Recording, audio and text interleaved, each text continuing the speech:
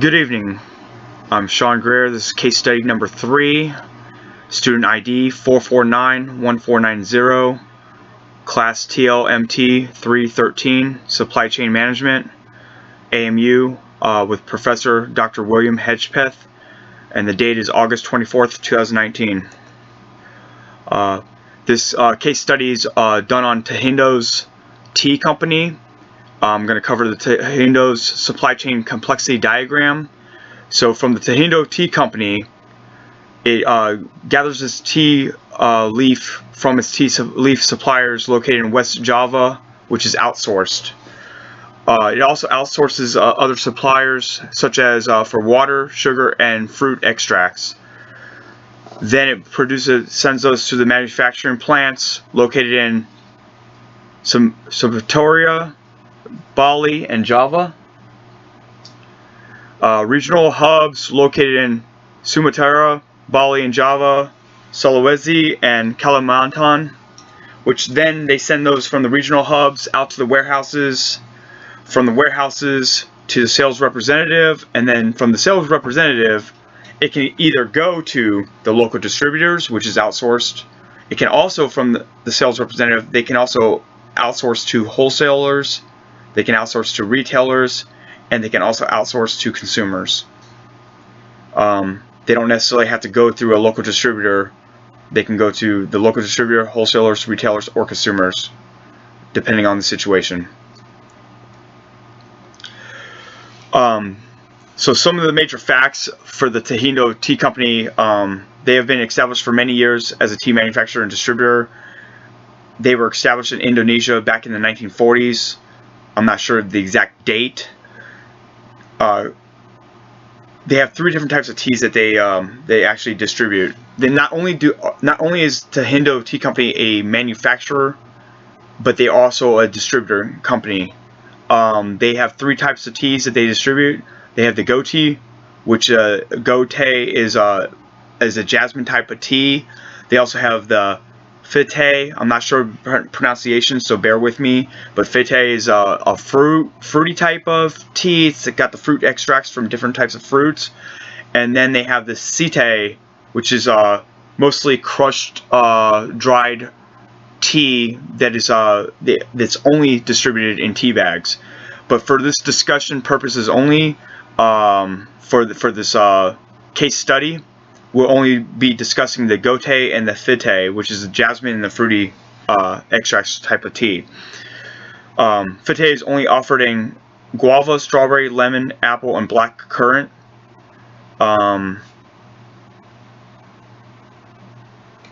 Moving on, some of the major problems that Tehindo Company is having is that price increases from the factory is directly affecting the increase in orders by the consumer. Although Tehindo is stating that it's the consumers and the demand of products is causing the price increase, in all actuality, it's actually because the factory is raising the prices 2 weeks in advance and letting the consumers and the distributors and the wholesalers and retailers know that that price increase is coming 2 weeks in advance. Those ailments are fluctuating the increase of demand on those products to make sure they don't run out of stock. But then once that happens, the wholesalers and retailers then have an overstock of this product, and Tehindo has to then decrease the price of this to get that inventory sold out. But at the same time, like I said, they don't want to run out of stock, but now we're having an overstock of these items of the tea. So the increased orders by the consumers are a direct reflection of the factory increase and not that of increased demand from the consumer. The increase in demand during promotional periods could result in shortages if any aspect of the supply chain is not ready to respond to the price increase of the influx of products during promotional periods. These are the major problems that are affecting the company at this time. Moving forward, we were talking earlier. I was discussing the Gote and the Fete teas. Well, we're going to talk about each one and figure out and determine what is the better course of action to move forward for this company. So the Gote, which is the jasmine tea, once again, some of the pros is that it's very few product variants, as opposed to the Fete. They have many product variants. Being that the fruit teas, they have many different fruit types. They're delivered in bottles and cans. Gote is mostly in bottles, but because of product variant that Fete is extracting, these fruit extracts, they are coming up short on product deliverability and productivity to their suppliers. And then supply and demand, they're not getting the product out in a timely manner, and storefronts shelves are not getting stocked as needed. So another thing with Gote is easy available large quantities of stock, whereas Fete stocking is scarce due to the variations in fruit flavors. Volume stock is low. Gote supply and demand of product is easily forecasted, whereas for Fete, retailers and sales representatives are needed to promote the variety of tea flavors. Temporary increase in demand can occur. The temporary increase in demand is not a certain factor, so this can cause delays in shipments, as well as out of stock storefront shelves. So we have to fix, this company has to fix the problem with the fruity tea and what they're selling, because this is causing a problem with trying to get it out, trying to distribute that product out and keep it in stock at the wholesale level and the retail level for the consumer. For the Gote, mostly bottles are sold, which I described earlier. Some Tetra packs are sold. But however, the reverse logistics is needed for bottle recycling. So mostly the bottles are sold for the jasmine tea. However, those bottles are being recycled and going back to the factory to be reused, recycled for more products, which is saving the company money, saving the organization money. Whereas the Fete is using mostly one-way products, which they described as OWP, abbreviated as OWP, one-way products, which is they're producing bottles, pushing the product out, but the product that they're pushing out, those bottles aren't being recycled. So in the long run, they're spending more money, more resources to produce these bottles and push the product out for the fruity tea label, as opposed to returning these bottles back to the factory where they can be recycled and be reused, which would save revenue in the long run for the company. So some of the possible solutions and suggestions that I came up with was the tea company could possibly cut back on the numerous variations in their Fete tea blends, which is the fruity tea blends and flavors, to promote more efficient and production and distribution of their product without hindering loss or need for a variation that cannot meet the demands of the consumer or retailer. Pricing stability is a must of their tea products, drafted through contracts between retailer and the company. Also, recycling of bottles would save the company money and assets for future products. Like I was stating earlier, recycling the bottles would save the company a lot of revenue, a lot of money in the long run. This is what they need to do. Tahindo Tea Company needs to, for both tea products, needs to have their bottles recycled, so it saves them money and expenses, and trying to resource out to, that's glass that they're spending more money on, whereas they can just recycle that glass and produce those same bottles without having to generate more of that outsourcing out to get that glass to produce those bottles for the tea company. Some of the causes of temporary demand increase. Price increase of tea products to retailers, wholesalers, and distributors was announced 2 weeks prior to actual increase date. So this has affected the company big time because they are talking about increasing prices on their tea products, mainly due to the fact that the Fite, the fruity tea products are unstable, and the demand for those, there's so many variety of flavors that I believe that they should concentrate more on just a certain amount of flavors instead of all those flavors, because they can't keep up with the demand of the product as far as production is concerned. Wholesalers and retailers could carry out forward buying, which in turn increased the demand of the variant tea products.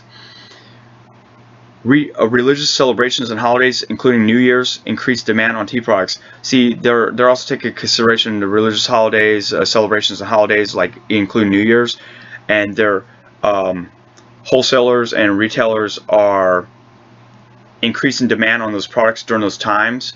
But once those and they're buying those products in larger quantities, but when those times are over, guess what? That drops, and now they might have an overstock, or the factory is not producing any. They're producing less because of the fact of those celebrations are over and those holidays are over. So we got to look into that as well. One last thing is promotional events would also increase demand on tea products during those periods of time. So any type of promotional events, such as, for example, let's say, hey, I have the strawberry tea here, the fruity drink is strawberry tea. You buy two, you get the third one for free, or you buy one, you get the second one half off. Those are the type of promotional events that we're talking about here. If the tea company was to do this, they might be able to sell more, but are we actually saving money or actually losing money in the long run? That's what we got to look at. Then we move on to information distortion in the supply chain. Information distortion basically is the concept where the demand variability increases as supply chains move forward to increase profitability. So basically, this concept has been coined the bullwhip effect. The bullwhip effect will differ for the two types of teas. So we talked about the gote, which is the jasmine tea, and the fte, which is the fruity tea, but the effects are still the same on both tea products. The sporadic price fluctuations, the erroneous forecasting which led to product shortages, plus religious, holiday, and promotional events that ultimately caused temporary increase in demand for short periods of time. Vertical integration and outsourcing. So moving on, here's some of the advantages of vertical integration and outsourcing. We'll talk about advantages and disadvantages. Some of the advantages are supply, demand, and absorption of tea and other ingredients from the suppliers to the manufacturers, to the regional hubs, to the warehouses, to the salesmen, to the distributors, or the wholesalers, or the retailers, or even the consumers. Outsourcing to distributors that utilize a recycling program on the RGB, once again, the return glass bottles, would fundamentally increase revenue as well as productivity within the organization. We talked about that earlier. Recycling of the bottles will produce better revenue for the company in the long run. They're not outsourcing to spend, utilizing expenditures and outsourcing and using expenses to produce those bottles. They already have those bottles. All they need to do now is recycle those bottles and put the product back in those bottles and distribute them back out to the factories for distribution down to ultimately the consumer in the long run. Vertical integration and outsourcing continued. Now we're going to go into the disadvantages, okay? Unfortunately, strong vertical integration can lead to inefficiencies. Unfortunately, this is true. All parties within the supply chain must feel as though they are growing with the business organization. At any point, if they are not feeling this way, the stable work environment may crumble apart as they feel as though they don't have that job security anymore. If these elements at any time are in question, then this will cause the ripple effect within the supply chain, and in turn will disrupt the supply chain, making it an uncompetitive entity in the long run. So we have to look at that. We have to make sure that we are not causing that ripple effect in the supply chain. And this is where good supply chain management comes into a play.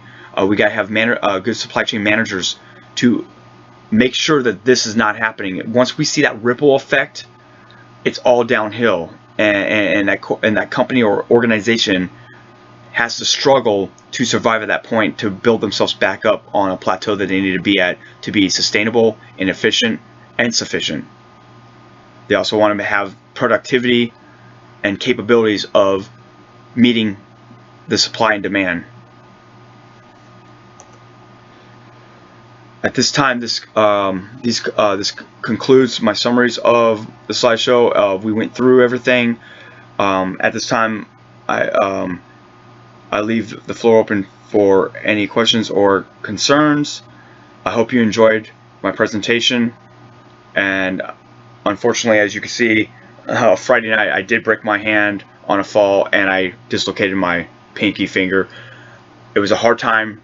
Over the weekend, I dedicated this to doing the slideshow. It was a hard time. I was in pain. I have, fortunately, I did have some pain medication that I picked up today that I was able to try to sit here and type to try to get this done. But at the same time, I enjoyed this class. It was a great class. I had a great 8 weeks of class. Dr. Hedgepeth, I enjoyed your counsel. And I look forward to my next class that's coming up next. But it's been a pleasure being in this logistics class. I did learn a lot. I'm going to take what I've learned, absorb it, retain it, and utilize it for future management for my career in the field of management. And hopefully one day I will, in the short term, I will open my business, and I'll be able to utilize the logistics portions to ensure that I can outsource properly to vendors and different entities that to receive the resources and products and services that I will need for my business. It's been a pleasure, and thank you.